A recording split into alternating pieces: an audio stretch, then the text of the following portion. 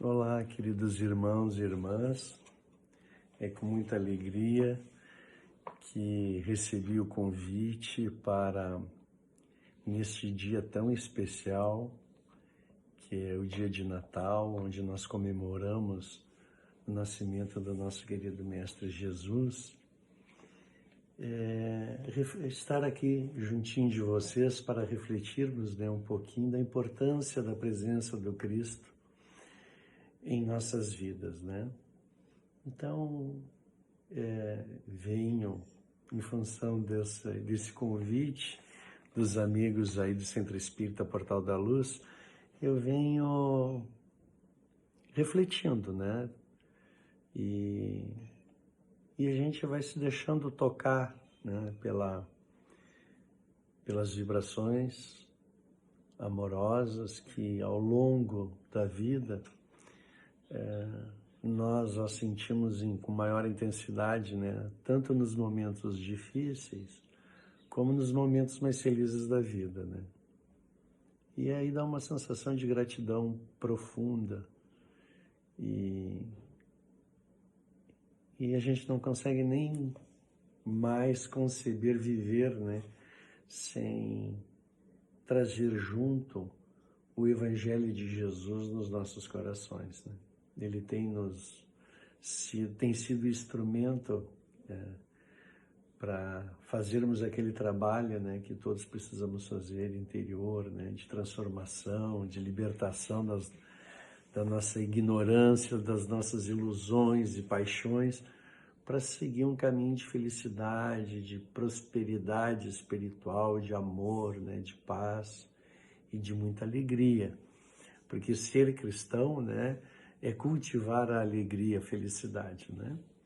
Então vamos começar com uma prece e vamos ter assim como a prece como a abertura do nosso trabalho, tá bom? Então vamos agradecer a Deus, nosso Pai, a Jesus, nosso querido Mestre, pela oportunidade de estarmos aqui reunidos para refletirmos sobre a importância das lições amorosas de Jesus, sobre a importância do conhecimento da lei divina que rege o universo e que nos conduz pelas experiências, pela estrada da nossa vida, à nossa iluminação. Muito obrigado, Senhor. Muito obrigado, queridos amigos, mentores espirituais da equipe espiritual que trabalha junto a esta casa tão maravilhosa que é o Centro Espírita Portal da Luz. Por mais essa oportunidade, pelo amparo de todos vocês em benefício nosso e de todos aqueles que, neste momento, estão passando por tantas dificuldades e que a equipe espiritual da casa vai lá socorrer, levando o consolo, a esperança, a coragem, para que continuemos no nosso processo de amadurecimento espiritual. Obrigado a todos. Está aberto então o trabalho da noite de hoje. Bom, irmãos, estou deixando um recadinho, né? Uma pequena reflexão. E eu já algumas palestras vêm falando do tema Natal Simbólico, né? É baseado num texto de Humberto de Campos, que eu recomendo que todos, se tiverem o livro Pontos e Contos, neste livro está no capítulo 37.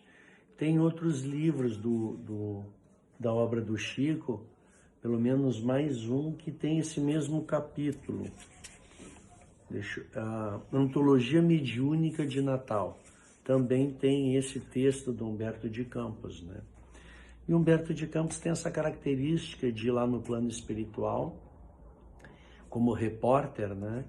E através dos seus diálogos e das suas pesquisas nos arquivos do mundo espiritual, ele nos traz os acontecimentos em detalhes, assim, tanto da vida do Cristo e de outros personagens, né? Dos apóstolos, dos trabalhadores da Serra de Jesus, como daqueles espíritos que ele vai encontrando em alguns momentos lá na espiritualidade.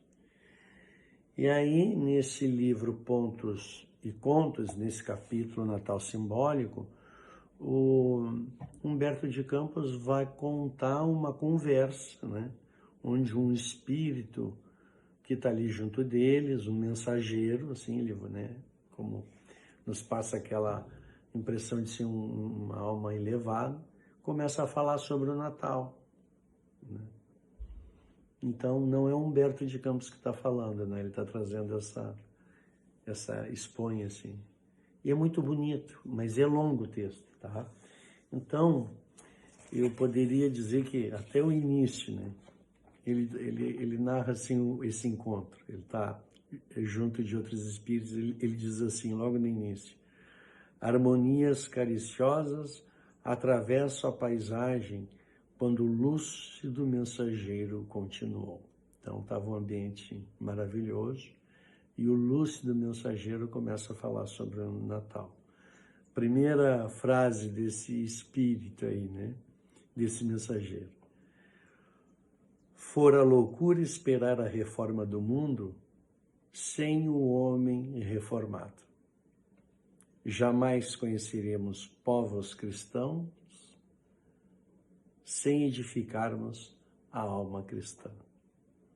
Então, já de entrada, né, nos deixa o recado de que, primeiro, nós temos que construir esse reino de Deus em nós.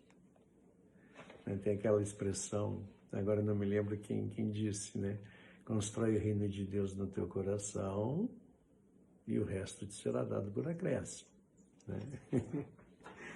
Então, muitas vezes nós ambicionamos, né, por quem não sonha com um mundo mais feliz, né? Com uma família mais harmonizada. Nós sabemos que nos nossos núcleos familiares reina o amor, mas também muitas vezes o conflito, porque a convivência em família é onde nós nos colocamos na nossa mais pura realidade, digamos assim, né? Nos sentimos mais à vontade e ao longo do tempo nós divergimos em N aspectos, né? E quando não, já trazemos conflitos de encarnações anteriores. Então a gente sabe que no seio familiar, embora a gente sempre sonhe com o Natal, família reunida, muitas vezes nós temos nessa união amorosa junto essas dificuldades tão comuns do relacionamento humano, né? E o Natal sempre nos traz esperança dessa união sem os problemas, né? Só com a alegria. E não acontece, né? Não acontece. E a gente tem que aprender a lidar com essas diversidades, essas dificuldades da vida, né? E ainda assim, entender que tudo que está acontecendo é para o nosso bem e que sim, nós temos muitos motivos para nos sentirmos felizes, né? Especialmente no Natal, já que o Natal comemora a vinda desse espírito guia da humanidade, né? Que vai realmente nos revelar uma lei, a lei do amor, que faz toda a diferença, essa lei do amor nas nossas vidas. Em nós falta muitas vezes o amor, porque somos espíritos ainda muito imperfeitos, mas a lei, que é a expressão máxima do amor, ela faz com que tudo se reverta para o nosso próprio bem, não é mesmo? Então, nesse capítulo 37 do livro Pontos e Contos, nós temos lá o Natal Simbólico, que eu recomendo aos irmãos e às irmãs que busquem esse texto, porque ele é bom demais. E o dia de hoje eu acho que eu recomendo, né, para ajudar a gente nas reflexões, para que possamos exercitar Cristo em nós todos os dias. O texto fala desse Natal que nós devemos, o nascimento do Cristo deve se dar dentro de cada um de nós. Porque muitas vezes ele ainda não nasceu, né, dentro da gente. Nós continuamos a nos conduzir ou pautar prioridades na nossa vida que não vão nos trazer a felicidade imperecível, né? A felicidade que ninguém pode nos roubar, né? E quando a gente permite que Cristo venha nascer dentro da gente e crescer dentro de nós, nós começamos a perceber a necessidade de reformulação, e esse processo de reformulação vai mudando o nosso foco. Passamos a buscar coisas que realmente nos enriquecerão como espíritos, né? E aí tem um fenômeno muito natural nessa época do ano, que quando o Natal se aproxima, a gente fica, às vezes, até mais emotivo, né? Porque pensando no amor do Cristo e pensando na importância dele na nossa vida, a gente começa a refletir assim, puxa, como eu quero melhorar tal coisa, como eu quero viver mais intensamente o Evangelho de Jesus, como eu gostaria de ser mais atuante na prática do bem, como eu gostaria de viver esse Evangelho talvez com mais dedicação nessas dificuldades que eu encontro nos meus relacionamentos familiares ou sociais, né? Então a gente começa a entrar nesse clima, né? E olha aqui a inteligência, né, divina. Logo em seguida desse dia especial que é o Natal, nós temos o início do novo ano, que também nos traz uma ideia de novas possibilidades, né? Mais um ano para que eu possa buscar ou praticar aquilo que eu acho fundamental na vida, né? Então, um novo ano, novos propósitos, né? E então a gente já vai no embalo daquela vibração cristã que vai se ampliando em nós, e a gente já vai fazendo projetos para esse ano que vai se iniciar, né? Tá aí. Então, acho isso também muito especial, essas datas assim, serem tão próximas. Com certeza, já dentro dessa sabedoria do nosso Mestre Jesus, né, ele vem justamente nesse momento.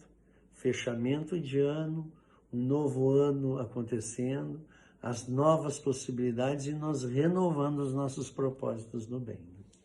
Então, a atmosfera, muitas pessoas começam a pensar em Jesus nessa época do ano, e aí nós criamos um campo vibracional muito positivo, né, no nosso planeta, para que a gente possa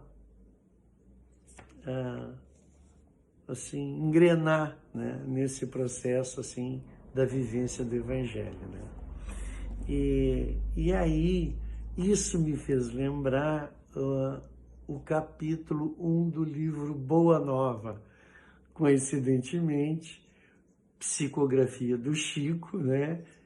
E é ditado pelo espírito Humberto de Campos, mais uma vez, né? Então, aquela lição Natal Simbólico é Humberto de Campos, e o livro Boa Nova também é desse espírito, né? E aí ele entra no capítulo 1, é justamente o nome do capítulo, Boa Nova, né? E aí ele vai falar sobre o imperador Caio Júlio César Otávio Augusto, né?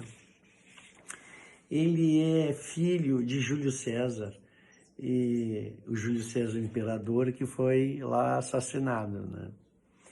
E ele assume, então, esse poder, e os intelectuais da época não acreditavam que esse jovem, teria capacidade de administrar, né, esse Império Romano. Mas ele, entre medidas, todo ambiente desfavorável, né? Ele estava ali sendo imperador e junto dele estavam aqueles que armaram contra o pai dele e assassinaram o pai dele, né? Então ele assume, ele vai criar um sistema chamado triunvirato, que é o governo de 3 homens, né? Então ele não vai governar sozinho, ele cria esse sistema. E aí as coisas começam a acontecer.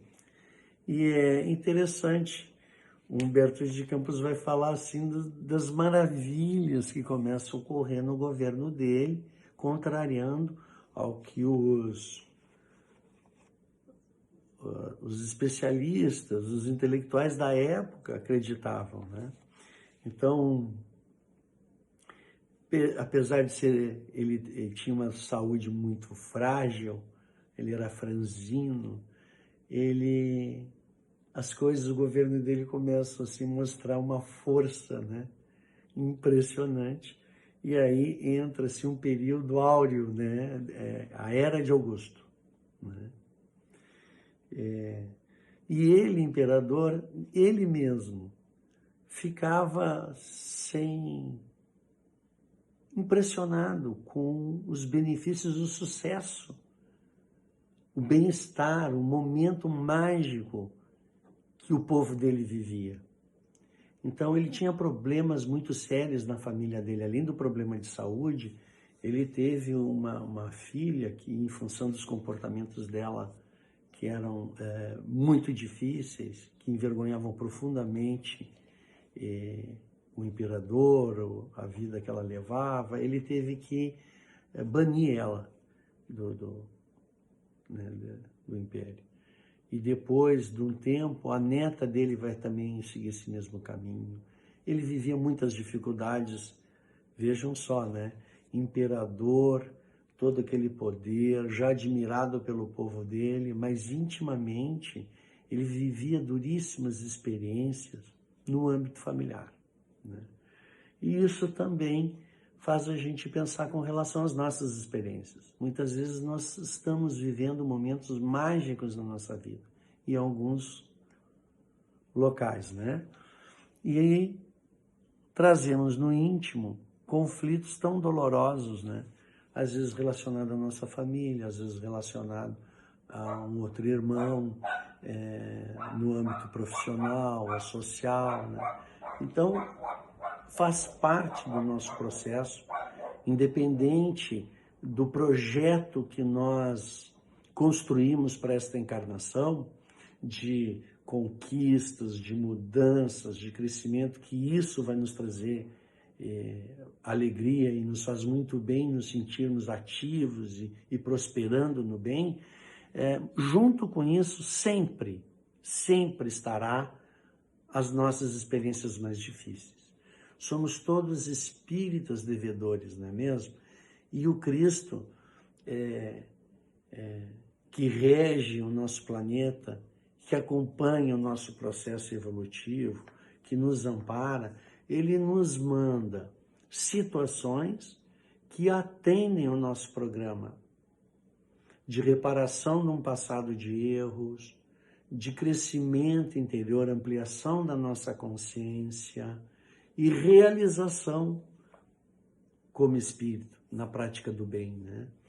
Então, nunca estaremos vivendo um período, uma encarnação, sem adversidades, sem coisas que nos tragam um pouco de tristeza, de dor.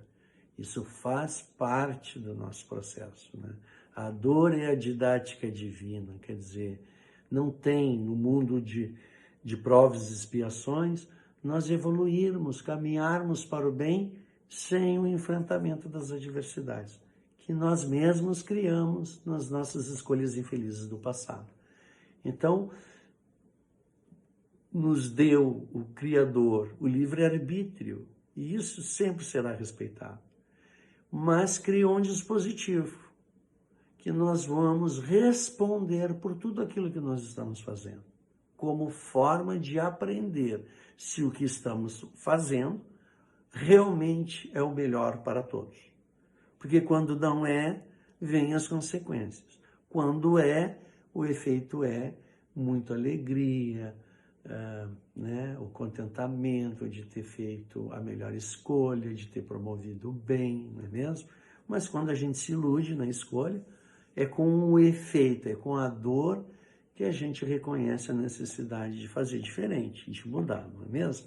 Então vamos ampliando a nossa consciência, vamos atuando cada vez mais em harmonia com os ensinamentos de Jesus, e aí vamos progredindo e nos sentindo cada vez mais felizes, em meio a tantas dificuldades, não é mesmo?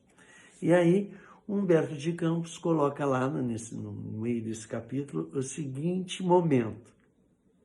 O próprio imperador, muitas vezes, em presidindo as grandes festas populares, com o coração tomado de angústia pelos dissabores de sua vida íntima, se surpreendeu testemunhando o júbilo e a tranquilidade geral do seu povo, e sem que conseguisse explicar o mistério daquela onda interminável de harmonia, chorando de comoção quando, do alto de sua tribuna dourada, escutava a famosa composição de Horácio, em que se destacavam estes versos de imorredora beleza.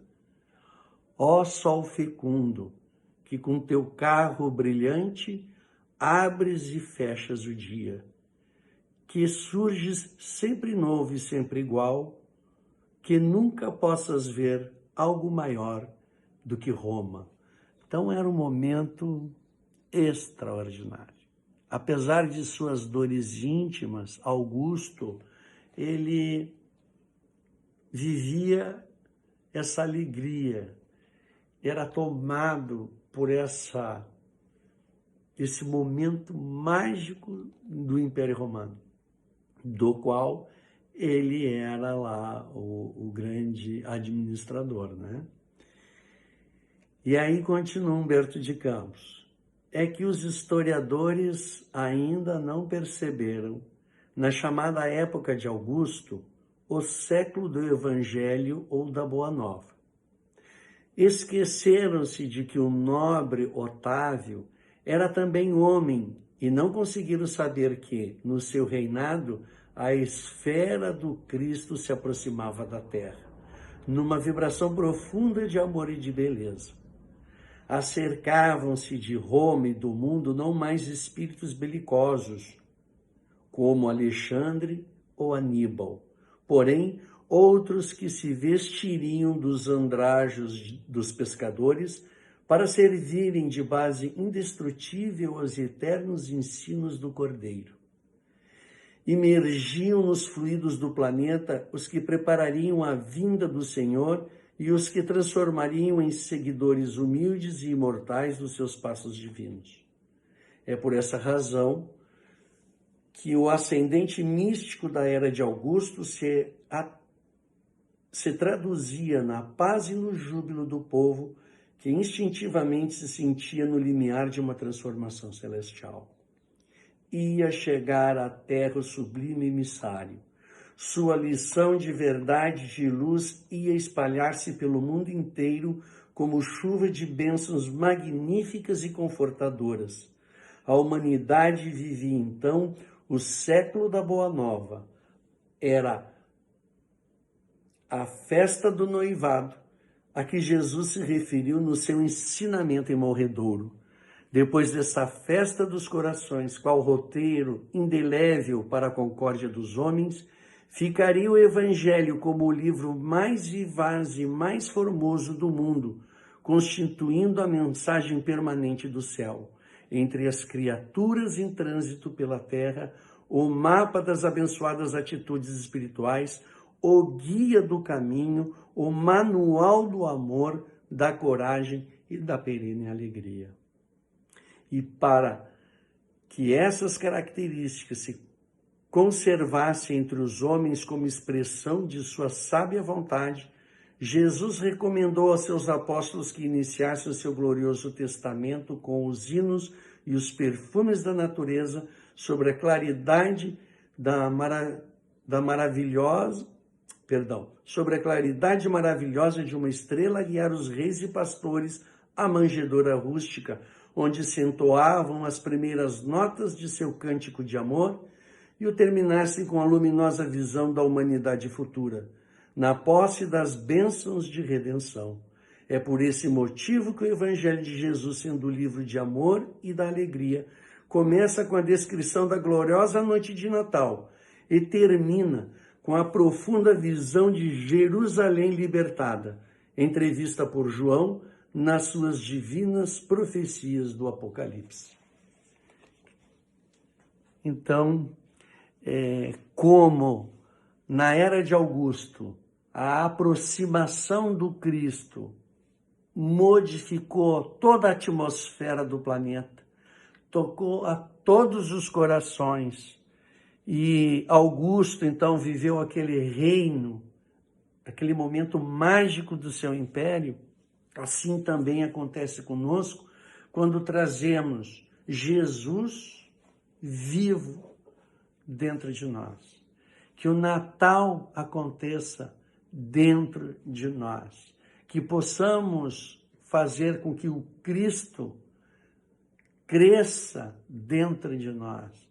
E que possamos, com o Cristo, trilharmos o caminho que nos conduzirá à felicidade por Ele prometida. Para fechar,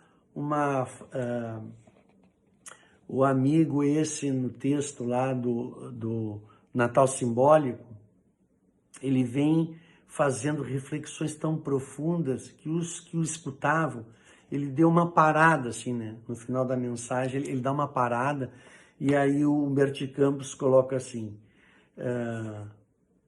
a essa altura o mensageiro fez longa pausa.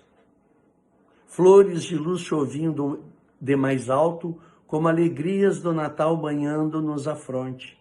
Os demais companheiros e eu aguardávamos ansiosos a continuação da mensagem sublime.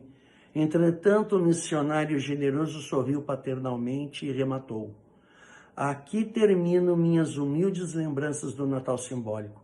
Segundo observais, o Evangelho de Nosso Senhor não é livro para os museus, mas roteiro palpitante da vida. E Chico Xavier, agora para terminar, fala no programa Pinga Fogo a seguinte frase: Natal é a oportunidade de reafirmarmos nosso compromisso de cristianização de nós mesmos. Então, queridos irmãos e irmãs, que nós possamos continuar com o nosso processo de cristianização e que possamos estar cada vez mais com o nosso querido Mestre Jesus.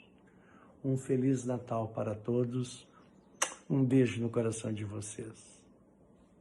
Até a próxima.